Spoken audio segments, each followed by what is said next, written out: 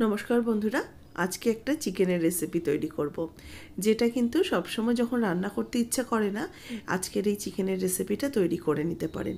খেতে তো সুস্বাদু হয় আর খুব তাড়াতাড়ি হয়ে যায়। এরকমভাবে রান্না করলে কিন্তু হয় না, এক একদিন খুব আলিস্যি লাগে, কিচ্ছু রান্না করতে ইচ্ছা করে না, সেই দিন কিন্তু এই রেসিপিটা চটজলদি আমি বানিয়ে নিই। এর জন্য এখানে আমি 500 গ্রাম চিকেন নিয়েছি। চিকেনের মধ্যে দিয়ে দিচ্ছি কুচানো পেঁয়াজ। একটু পেঁয়াজের পরিমাণটা বেশি লাগবে। এখানে প্রায় 3খানা পেঁয়াজ আমি কুচিয়ে নিয়েছি, কিছুটা এখন দিয়ে দিলাম। আর দিয়ে দিচ্ছি 2 টেবিল চামচ আদা রসুন বাটা। এর সাথে দিচ্ছি হলুদ গুঁড়ো হাফ চা চামচ, কাশ্মীরি লাল লঙ্কার গুঁড়ো হাফ চা চামচ, ধনের গুঁড়ো হাফ চা চামচ, জিরের গুঁড়ো হাফ চা চামচ। যেগুলো রেগুলার মশলা সেগুলো দিয়ে দিলাম। এবার দিয়ে দেবো একটু ধনেপাতা কুচি, আর এর সাথে দেবো একটু কসুরি মেথি রোস্ট করে নিয়ে, শুকনো তাওয়ায় একটু ভেজে নিয়ে হাতে একটু গুঁড়ো করে দিয়ে দিলাম। আর দিয়ে দিচ্ছি সর্ষের তেল। এবার ভালো করে চিকেনটাকে ম্যারিনেট করে নেব। এই যে ধনেপাতা কুচি আর এই কসুরি মেথিতেই কিন্তু চিকেনের স্বাদ হয়ে যাবে একদম অন্যরকম। খুব সিম্পল রান্না, অথচ খেতে কিন্তু খুব সুস্বাদু হয়। আমি আপনাদের সাথে যে রেসিপিগুলো শেয়ার করি, আপনারা বলেন কমেন্টস বক্সে যে ভীষণই ভালো লাগে, খুব কম সময় হাতের কাছের উপকরণ দিয়ে বিভিন্ন রকম রেসিপি দেখাও। আমার এই জন্যই এই রেসিপিগুলোই বেশি মাথায় আসে, যেগুলো ঘরের উপকরণ দিয়েই তৈরি করা যাবে, অথচ স্বাদ কিন্তু রেগুলার রান্নার থেকে একটু অন্যরকম হবে। সেই স্বাদেরই রান্নাগুলো চেষ্টা করি আপনাদের সাথে শেয়ার করা। আজকের এই চিকেনের রেসিপিটা যেমন রুটির সাথে ভালো লাগবে, তেমনই কিন্তু সাদা ভাতের সাথেও ভালো লাগবে। চিকেনটা ম্যারিনেট করে রেখে দিলাম এই মিনিট 5-এর জন্য। এবার একটা ফ্রাইং প্যান বসিয়ে এতে দিয়ে দিচ্ছি কিছুটা তেল। তেলটা গরম হয়ে গেলে আমি একটু ছোট ছোট টুকরো করে কেটে রেখেছি আলুগুলোকে দিয়ে দিচ্ছি।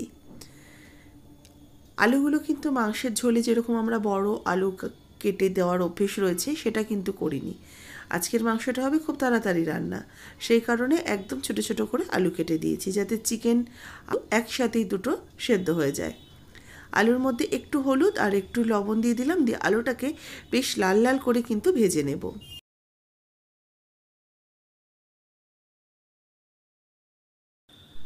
লবণ হলুদ দিয়ে আলুটাকে ভালো করে মিক্সড করে একটু ঢাকা দিয়ে রেখে দিচ্ছি মিনিট 2-3-এর জন্য। কিছুক্ষণ পর ঢাকাটা খুলে নিয়েছি, আলুর এক পিঠ বেশ লাল করে ভাজা হয়ে গেছে। এবার আলুগুলোকে উল্টে দিয়ে আরেক পিঠও ভালো করে ভেজে নেব। আলু প্রায় ভাজা হয়ে গেছে, বেশ সুন্দরভাবে লাল করে ভেজে নিয়েছি। এবার এই আলুগুলোকে উঠিয়ে রেখে দিচ্ছি। তেল থেকে আলুটা উঠিয়ে নেওয়ার পর ওই তেলের মধ্যেই ফোড়ন দিয়ে দেব এলাচ, লবঙ্গ, দারচিনি, তেজপাতা, শুকনো লঙ্কা। ফোড়নটাকে কয়েক সেকেন্ড একটু মিক্সড করে নিয়ে দিয়ে দিচ্ছি কোচানো পেঁয়াজ। অল্প একটু পেঁয়াজ কুচি দিয়ে দিলাম। পেঁয়াজ কুচি দিয়ে এবার এটাকে ভাজা ভাজা করে নেব। আমি 3টে পেঁয়াজ কেটে নিয়েছি 500 চিকেনের জন্য। এবার কিছুটা আমি মাখার সময় দিয়েছি, ম্যারিনেট করার সময়, আর কিছুটা এই ভেজে নিচ্ছি। পেঁয়াজটাকে খুব লাল করে ভাজার প্রয়োজন নেই, হালকা একটা স্বচ্ছ ভাব আসবে ততক্ষণ ভেজে নিয়ে এবার আদা রসুন বাটা দিয়ে দিচ্ছি 1 চামচ। আদা রসুনটাকেও এবার একটু কষিয়ে নেব। এবার 2-1 মিনিট ভালো করে কষিয়ে নেব, আদা রসুনের কাঁচা গন্ধটা চলে যাওয়া পর্যন্ত। এবার অ্যাড করে দেবো একটু কোচানো টমেটো। টমেটোটাও দিয়ে এবার টমেটোটা নরম হওয়া পর্যন্ত এর সাথে মিক্সড করতে থাকবো। টমেটোটা একটু হালকা যখন নরম হয়ে আসবে, টমেটোটা নরম হয়ে গেলে গ্রেভির মধ্যে মিশে গেলে কিন্তু গ্রেভিটা খেতে ভালো লাগে। টমেটো দেখুন বেশ নরম হয়ে গেছে। এবার আমি ম্যারিনেট করা চিকেনটা দিয়ে দিচ্ছি। এটুকু রান্না করতে যতক্ষণ সময় লেগেছে, ঠিক ততটুকু টাইম আমি চিকেনটাকে ম্যারিনেশনে রেখেছিলাম। এই 5-7 মিনিটের মতো চিকেনটাকে ম্যারিনেশনে রেখেছিলাম। এবার চিকেনটাকে দিয়ে এর মশলার সাথে ভালো করে কষিয়ে নিয়ে এটাকে মিক্সড করতে থাকবো।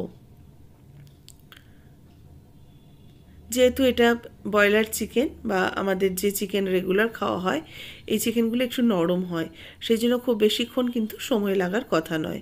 এবার এটাকে ঢাকা চাপা দিয়ে রেখে দেব মিনিট 5-এর জন্য, একদম আঁচ কমিয়ে।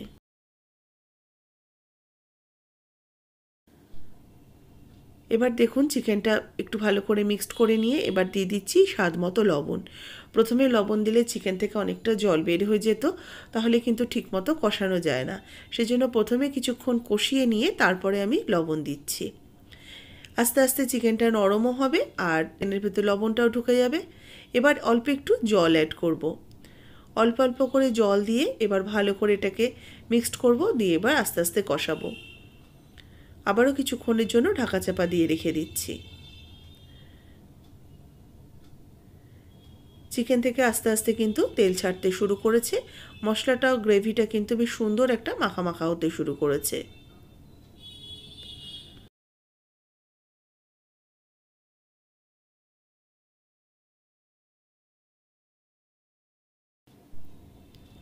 এবার আমি ভেজে রাখা আলুর টুকরোগুলো দিয়ে দিচ্ছি। আলুগুলো কিন্তু ভাজার সময় অনেকটাই সেদ্ধ হয়ে গেছে, যেন চিকেনটা যখন আমার প্রায় 80% সেদ্ধ হয়ে যাবে তখন আমি আলুটা দিয়ে দিলাম। আর এতে তো খুব একটা ঝোল হবে না, সেই জন্য খুব একটা জল পড়বে না। যতটুকু জল পড়বে ততটা হচ্ছে ওই তলার থেকে ধরে যাতে না যায়, সেই জন্য অল্প অল্প জল দিয়ে এবার আমি একটু চিকেনটাকে সেদ্ধ করে নেব। এই 1 কাপের মতো আমি জলটা অ্যাড করলাম, দিয়ে এবার চিকেন আলুটাকে ভালো করে মিশিয়ে নিয়ে এবার যতক্ষণ না আলু আর চিকেনটা সেদ্ধ হচ্ছে ততক্ষণ একটু কুক করে নিচ্ছি। এবার এর ওপর থেকে দিয়ে দেবো একটু শাহি গরম মশলার গুঁড়ো, একটু হালকা করে মিশিয়ে নিয়ে এবার এটাকে ঢাকা দিয়ে রেখে দেব। আস্তে আছে এটা একটু একটু রান্না হবে। এই মিনিট 5 মতো রেখেছিলাম চিকেনটাকে। চিকেনের গ্রেভিও কিন্তু অনেকটাই শুকিয়ে এসছে, মাখা মাখা হয়ে গেছে। একটু হালকা মিক্সড করে নেব। এবার আপনারা যতটা গ্রেভি রাখবেন সেরকম করতে পারেন, রুটির সাথে খাওয়ার জন্য ঠিক এতটাই আমি গ্রেভি রেখেছি। এবার এটাকে নামিয়ে সার্ভ করে নিচ্ছি। তৈরি হয়ে গেছে একটা খুব সিম্পল চিকেন কষা বা চিকেন কারি, যেটাই বলুন না কেন।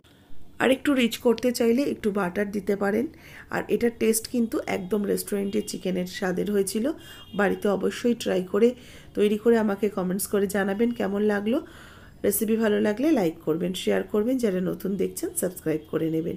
ফেসবুক পেজের বন্ধুরা অনুরোধ করছি ফেসবুক পেজটাকে আমার ফলো করুন, রেসিপিটাতে একটা লাইক দিন আর শেয়ার করুন প্রচুর প্রচুর করে।